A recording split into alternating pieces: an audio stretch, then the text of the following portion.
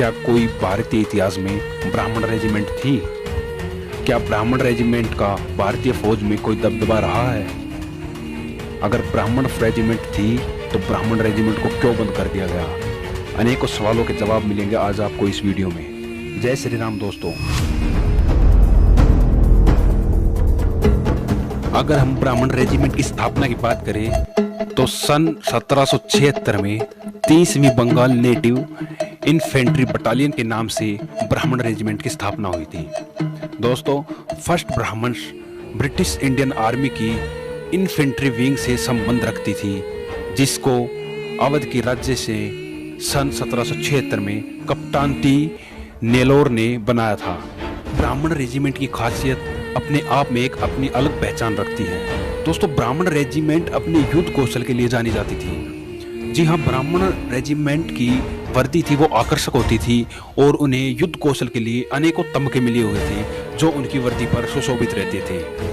ब्राह्मण रेजिमेंट के जितने भी योद्धा थे सभी बाहुबली ब्राह्मण थे और अलग अलग जगह से इन ब्राह्मणों को लिया गया था। फर्स्ट ब्राह्मण्स के साथ ही ब्रिटिश राज में थर्ड ब्राह्मण भी हुआ करती थी, जो कि 1798 में गठित की गई थी और उसको 1922 में सेकेंड एंग्लो अफगान वार व द्वितीय विश्व युद्ध में भाग लेने के बाद इसे बंद कर दिया गया था।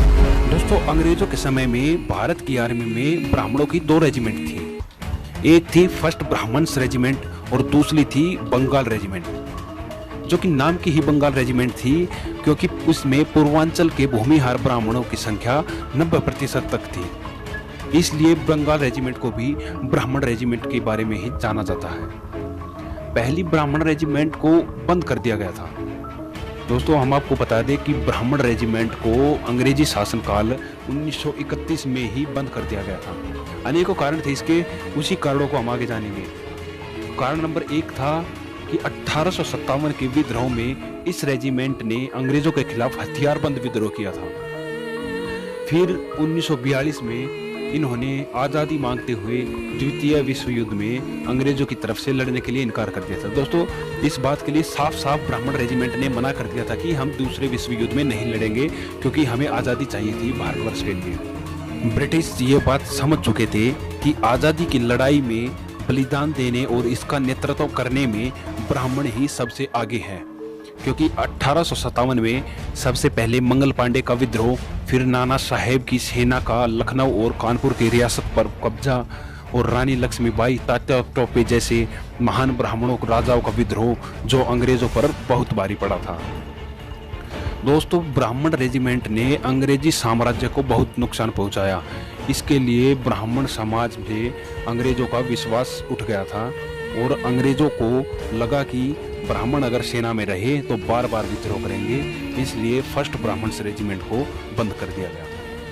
और बंगाल रेजिमेंट में भी पूर्वांचल भूमिहार ब्राह्मणों की भर्ती पर रोक लगा दी थी। ब्रिटिश लोगों ने सेना में सिर्फ अपने वफादार रेजिमेंट को रखा था, बाकी ब्राह्मण रेजिमेंट को हटा दिया गया था। दोस्तों, दुख की बात ये नहीं है कि अंग्रेजों ने ब्राह्मण रेजिमेंट को बंद कर दिया, बल्कि दुर्भाग्य ये है कि आज़ादी के बाद भी भारतीय गणराज्य के प्रशासन को सही ढंग से न चलाने वाले कम समझ के नेताओं ने अंग्रेजों वाले प्रारूप को जारी रखा।